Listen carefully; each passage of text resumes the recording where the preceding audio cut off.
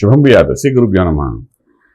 ఈ మధ్య ప్రజల నుండి వచ్చిన మా యూట్యూబ్ ఛానల్స్ వాళ్ళు అడగడము, ఇది కేసీఆర్ గారి పరిస్థితి ఏమిటి, ఎందుకంటే ఆయనంటే అభిమానం వాళ్ళు చాలామంది ఉన్నారు కాబట్టి జరుగుతున్న ఇష్యూస్ అన్నింటిని దృష్టిలో పెట్టుకుని ఆయన పరిస్థితి ఎలా ఉంటుంది, కేటీఆర్ గారిది, కేసీఆర్ గారిది, కవిత గారిది యాజ్ అ ఫ్యామిలీగా అనుకుంటే మన దగ్గర కేసీఆర్ గారిది ఉంది, కేటీఆర్ గారిది కూడా ఉంది, జాతకంలో ఉంది. సో ఇవన్నీ మనం దృష్టిలో పెట్టుకుంటే అసలు బేసిక్గా రాజ్యం వెళ్తున్న కేసీఆర్ గారు అష్టమ శని ప్రభావం మాత్రం 100% అటాక్ చేసిందని చెప్పడానికి ఏమాత్రం సందేహం లేదు. అలాగే మనకు టీఆర్ఎస్ నుండి బీఆర్ఎస్ మార్చినప్పుడు టీఆర్ఎస్ అనేది ఒక వ్యవస్థ, ఒక ఉద్యమం సంబంధించిన ఒక పార్టీని మన చేతులారా మనమే దాన్ని బ్రేక్ చేసేసాం, అంటే దాన్ని డెత్ చేసేసి బీఎస్ఆర్ కింద మార్చాం.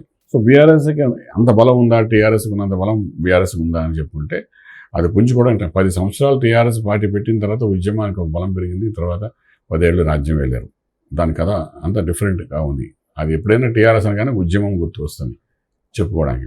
లేదు బీఆర్ఎస్ అని వచ్చేసరికి అది తన ఇండివిజువల్ పార్టీ కింద మనకు కనిపిస్తుంది. సో దానికి ఎంత బలం ఉంది, ఎప్పుడైతే బీఆర్ఎస్కి మార్చారో అక్కడ నుండి వీళ్ళ జాతకాలలో మార్పులు వచ్చేసాయి వరుసగా.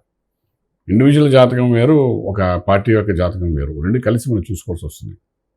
అస్ట్రాలజికల్గా డెప్త్గా వెళ్తే డయాగ్నోస్ చేస్తే అలా చేయాలి.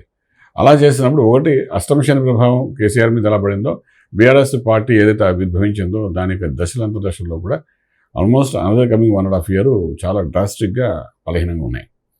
ఉన్నప్పుడు ఏంటంటే పార్టీ పరంగా కూడా కొన్ని దోషాలు, పార్టీ పరంగా కూడా ఇబ్బందులు పడే అవకాశం ఉంటుంది. పార్టీ తీసుకుని కొన్ని నిర్ణయాల వల్ల కూడా ఇబ్బంది పడే అవకాశం ఉంటుంది. సో ఇదేంటంటే ఒక ఇండివిజువల్ కేసీఆర్గా జాతకం కాకుండా బీఆర్ఎస్ పార్టీ యొక్క ఆవిర్భవించిన సమయానుసారం నడుస్తున్న దశలు, అంతర్దశలు కూడా ఒక్కసారిగా బలహీనపడి ఉన్నాయి. ఇది కమింగ్ 2025 మే వరకు దీని యొక్క ప్రభావం చూపిస్తాం. ఎప్పుడైతే దీని ప్రభావం చూపించిందో మనం ఏదోలాగా పట్టుకుని పైకి వెళ్దామని అనుకున్నా కూడా పార్టీ కేడర్లో ఏంటంటే కొంత అసంతృప్తులను కనబడుతుంటాయి. అలాగే పార్టీ మీద కొన్ని నిందలు పడతాయి, దాని నుండి బయటపడడం కూడా చాలా కష్టం. అంటే మీరు రాజ్యం ఏడుతున్న సమయంలోని మీ పార్టీ సామూహికంగా చేసిన కొన్ని పనులు ఏవైతే ఉన్నాయో అవన్నీ కొంత ఎఫెక్ట్ ఇచ్చే అవకాశం ఉంటుంది. దాని యొక్క చూసారు, ఒక పార్టీ నుండి పార్టీ గెలిచినప్పుడు కక్ష సాధింపు చర్య అనుకోండి, లేకపోతే ఇంకేదైనా అనుకోండి, అలాగా ఇబ్బంది పెట్టే రకం ఉంటుంది ఎవరైతే ఓడిపోయిన పార్టీ మీద. ఇవన్నీ మనం చూస్తున్నాము. తెలంగాణ, మనకు తమిళనాడులో ఇది బాగా అలవాటు అయిపోయింది. ఇప్పుడు ఆంధ్ర, తెలంగాణలో కూడా ఇది బాగా ముందుకు వస్తున్నాయి ఇలాంటి యొక్క సంస్కృతి. సో ఇవన్నీ మన రాజశేఖర రెడ్డి గారు, చంద్రబాబు నాయుడు గారు ఉన్నప్పుడు ఇలాంటివి ఉండేవి కావు ఎక్కువగా. కానీ ఇప్పుడు ఈ సంస్కృతి ఆల్రెడీ ప్రాసెస్లో ఉన్నాయి. ఈ భాగంలోని ఈయనకి ఎవరైతే ఉన్నారో కేసీఆర్ గారికి అష్టమ శని ప్రభావం ఎలా ఉందో దీని ప్రభావం ఆయనకి ఏ అడుగు వేద్దామన్నా ముందు ఏదో ఆటంకం కలుగుతుంటుంది. కాబట్టి డెఫినెట్గా ఈ 1.5 year చాలా జాగ్రత్త పడాలి. ఈ శనీశ్వరుడు అష్టంలో ఉన్నంతకాలం ఆయనకి అన్నీ బాగుంది అనుకుంటే కానీ కొడుతూ అలా నెమ్మదిగా ఆయన 0 level వరకు తీసుకొచ్చే అవకాశం ఉంటుంది.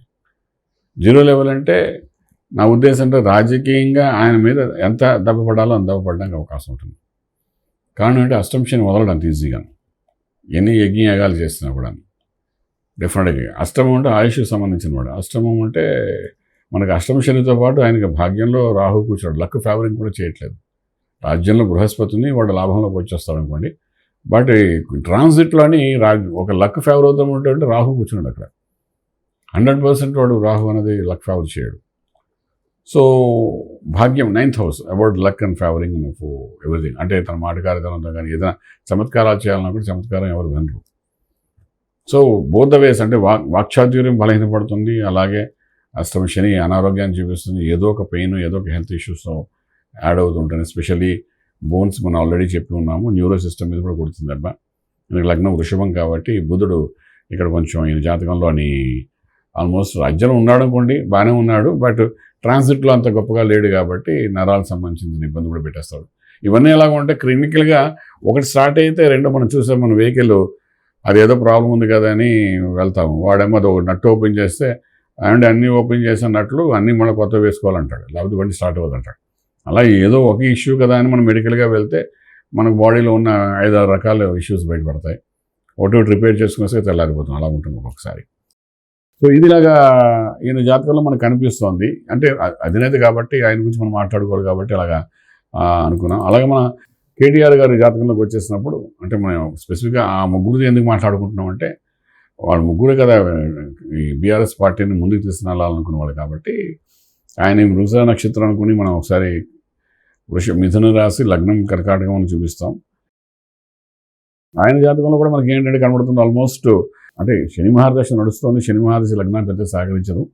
సో శనిలో రవి యొక్క ప్రభావం ఆగస్టు 8 వరకు ఉంది. రవి శనులు కలయిక అనేదండి తండ్రి కొడుకుల మధ్య కూడా వైర్యాన్ని తీసుకుని వస్తుంది కాబట్టి సో ఆ రకంగా చూసుకున్నా కూడా relation between father and son KTR and KCR మధ్య కూడా కొన్ని వివాదాస్పద స్థితిగతులు ఏర్పడతాయి.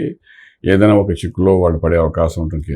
కేటీఆర్ గారు లీగల్ ఇష్యూస్లోని పడి కొంచెం ఆయన కూడా ఇబ్బంది పడే అవకాశం ఉంటుంది.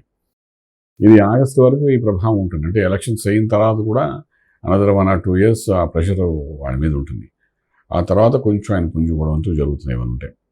బట్ జాతకానికి రాహుకేతులో జన గ్రహాలు పడిపోవడం అవి కనబడుతున్నాయి. అలాగే ట్రాన్సిట్లో గోచారంలో కూడా ఇక్కడ భాగ్యంలో శనీశ్వరుడు, రాజ్యంలో రాహు, ఇవన్నీ ఒక రకంగా చెప్పాలంటే మంచి ప్లానెట్స్ ఏవి ఇంకా అక్కడ సపోర్టింగ్గా లేవు ఇప్పుడున్న పరిస్థితుల్లో. సో అది ఈ ఆగస్టు వరకు మటుకు చాలా జాగ్రత్తగా ఉండవలసి వస్తుంది. లీగల్ ఇష్యూస్ ఏదైనా జరగచ్చు. ఆ తర్వాత అగైన్ 26లో కూడా మేజర్ లీగల్ ఇష్యూస్లో ఆయన ఇరుక్కునే అవకాశం ఉంది. 26 అంటే 2026లో కూడా డెఫినెట్గా ఆయన ఇరుక్కునే అవకాశం ఉంది. ఇప్పుడు తప్పించు అంటే ఇప్పుడు కొంచెం పక్కకి జరిగినా మళ్ళీ అది రివోక్ అయ్యే అవకాశం ఉంటుంది. ఇది కేటీఆర్ యొక్క జాతకంలో అంటే మన నెగిటివ్ పార్ట్స్ నేను చెప్తున్నాను పాజిటివ్ కంటేను. ఎందుకంటే ఇప్పుడు వాళ్ళ పరిస్థితి పొజిషన్ పార్టీగా ఉన్నారు కాబట్టి చెప్తున్నాను. సో ఇలా ఉంటుంటే మనకు ఆల్రెడీ కవిత గారు కూడా చూసాము. కవిత గారు ఆల్రెడీ టీఆర్ జైల్లో ఉన్నట్టుగా మనకు తెలిసింది, రిమాండ్లో ఉన్నట్టుగాను. సో ఆవిడ జాతకంలో కూడా మనం చూస్తే ఇదేదో ఏప్రిల్లో అంటే వీళ్ళు ముగ్గురిని పక్కపక్కన పెట్టి చూసినప్పుడు ఏప్రిల్లో 18-20 తారీఖులో వచ్చిన రిలీఫ్ వస్తుంది. బట్ ఆగస్టు 8 వరకు దాని ఇంపాక్ట్ ఉంటుంది వాళ్ళ మీద. ఎలక్షన్స్ అయ్యి ఆగస్ట్ 8 వరకు అంటే టోటల్గా మనం ఒక సినారియో చూస్తే రాజకీయంగా బలవంతులు ఎవరైతే ఉంటారో వాళ్ళు బలహీన నుండి రాజకీయంగా పూర్తిగా 0 లెవెల్ తీసుకొచ్చే వరకు వదలరు. అది ఇప్పుడున్న న్యూ ట్రెండ్. అది మన ఆంధ్ర రాష్ట్రంలో చూసాం. సింపుల్గా చెప్పాలంటే ఆంధ్ర రాష్ట్రంలో చంద్రబాబు నాయుడు గారి యొక్క లైఫ్ ఇంకా అయిపోయింది అనుకుని జైల్లోకి వెళ్ళిన టైంలో పవన్ కళ్యాణ్ గారు యాడ్ అయ్యి మళ్ళీ దానికి ప్రాణం పోసినట్టుగా మళ్ళీ రివోక్ చేశారు అక్కడ. కొన్ని యూట్యూబ్లో నేను కూడా చెప్పాను, ఒక్కసారి ఆయన బయటకు వచ్చారంటే ప్రపంచంలో జరుగుతుంది అని చెప్పి. ఇట్స్ ఆల్రెడీ 5-6 months బ్యాక్ చెప్పిన విషయం. ఫలానా డేట్ నేను బయటకు వస్తాను, అలాగే ఆయన బయటకు వచ్చారు. సో ఇవన్నీ ఎలా ఉంటాయంటే ఈ రివోక్ అవ్వడం అంటే మళ్ళీ రీసెట్ అవ్వడం అన్నదానికి రాజకీయంగాను అవ్వకుండా టోటల్గా 0 లెవెల్ చేయడానికే ప్రయత్నం చేస్తారు ఎవరు అధికారంలో ఉన్నాడు, ఎవరు శత్రువులు వాళ్ళు అలా చేస్తారు. ఎందుకు చేస్తారంటే ఈ అపోజిషన్ అసలు ఉండకూడదని ఒక కాన్సెప్ట్ మైండ్లో పెట్టుకున్నారు రాజకీయంగా. సో అలా తీసుకున్నప్పుడు ఈ కవిత గారికి ఆల్మోస్ట్ తిహార్లో వెళ్ళి వచ్చి గొప్పవాళ్ళు అయ్యారా అంటే మనకు కాంగ్రెస్ లీడర్స్ కనబడతారు చాలామంది. అలా వెళ్ళి బయటకు వచ్చి గొప్ప లీడర్ అయినవాడు ఇప్పుడు డిప్యూటీ సీఎం కర్ణాటకకి తెలుసు కదా, మీ అందరికీ తెలిసిన ఆయన తిహార్ జైల్లో ఒక 20 days 25 days ఉన్నారు. బయటకు వస్తారో లేదో డౌట్ వేసింది. అప్పుడు కూడా ఆయన జాతకం చూసి బయటకు వచ్చేస్తారు, మంచి పవర్ఫుల్గా లీడర్ అవుతారని చెప్పి అనుకున్నాం. అలాగేంటంటే ఇక్కడ లోపలికి వెళ్ళిన ఇప్పుడు బయటకు వచ్చినప్పుడు మళ్ళా పుంజుకుని పార్టీలో ముందుకు వెళ్ళాలంటే పార్టీ కేడర్కి సంబంధించిన వీళ్ళిద్దరు జాతకాలు కూడా బలంగా ఉండాలి. సో ఆగస్టు 10th వరకు మాత్రం ఫ్యామిలీలో ముగ్గురులో ఎవరి జాతకంలో కూడా అంత బలోపేతంగా లేదు, వచ్చినా కూడా బలంగా లేదు. ప్రస్తుతానికి ఈ ఫ్యామిలీకి సంబంధించిన ముగ్గురిది మాత్రం టోటలీ స్ట్రెంగ్త్ చాలా తక్కువగా ఉందని చెప్పచ్చు ట్రాన్సిట్లో గోచారంలోని. అంటే దీనికి మళ్ళా కేసీఆర్ గారు తెలుసు, చాలామంది యజ్ఞయాగాలు చేసేవాళ్ళు అలాగే కృతువులు చేసేవారు వీళ్ళందరూ తెలుసు కాబట్టి దాన్ని ఎలా బలం పెంచుకుంటారో ఆధ్యాత్మిక బలం పెంచుకుంటారా అన్నది ప్లాన్ చేసుకుని ముందుకెళ్ళినా అప్పుడు మనం ఆలోచించాలి తప్ప బేసిక్గా ఇప్పుడున్న పరిస్థితుల్లో ఇన్ జనరల్గా ఆస్ట్రాలజికల్గా మాత్రం ఈ కుటుంబంలో ఉన్న ముగ్గురికి కూడా వీక్గా ఉన్నారు. దాన్ని పెంచుకునేడానికి సరియైన ఆస్ట్రాలజీతో డయాగ్నోస్ చేసుకుని ఎటువంటి క్రియలు చేయాలి, ఎటువంటి క్రియలు చేస్తే మనకు దైవబలం పెరుగుతుంది. దైవం భయము భక్తి రెండు ఉన్నవారు కేసీఆర్ గారు అందరం అనుకుంటాం కాబట్టి అలాంటిది ఏమైనా చేసుకుని ముందుకెళ్తే అట్లీస్ట్ లీగల్ ఇష్యూస్లో వాళ్ళు ఇబ్బంది పడకుండా బయటపడడానికి అవకాశం ఉంది. బట్ లీగల్ ఇష్యూ అనేది ఆగస్ట్ 8 వరకు ముగ్గురు మీద వెంటాడుతూనే ఉంటుంది ఖచ్చితంగా. ఆగస్ట్ 8 వరకు ఒకవేళ తిహార్ నుండి ఆవిడ బయటకు వచ్చినా మళ్ళీ she has to go inside లాగా ఈ ఎవరో అంటే ఈ లీగల్ అన్నది వీళ్ళు ముగ్గురిని పట్టుకుంది. ఇప్పుడు లీగల్ ఇష్యూ పట్టుకోవడానికి ఒక శని ఒక కుజుడు యొక్క కారణం అవుతాడు. సో ఈ రెండింటి ప్రభావం ముగ్గురి మీద కనబడుతుంది.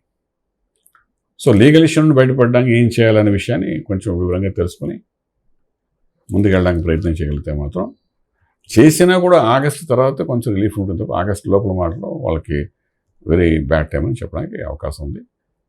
ఏదైనా భగవంతుడు అనుగ్రహం ఉంటే ఏదైనా జరుగుతుంది. గ్రహాలకు అతీతం భగవంతుడు అనుగ్రహం ఉంటే. సో ఆ భగవంతుడు నమ్ముకున్నారు కాబట్టి అలా చేస్తూ ముందుకు వెళ్ళండి.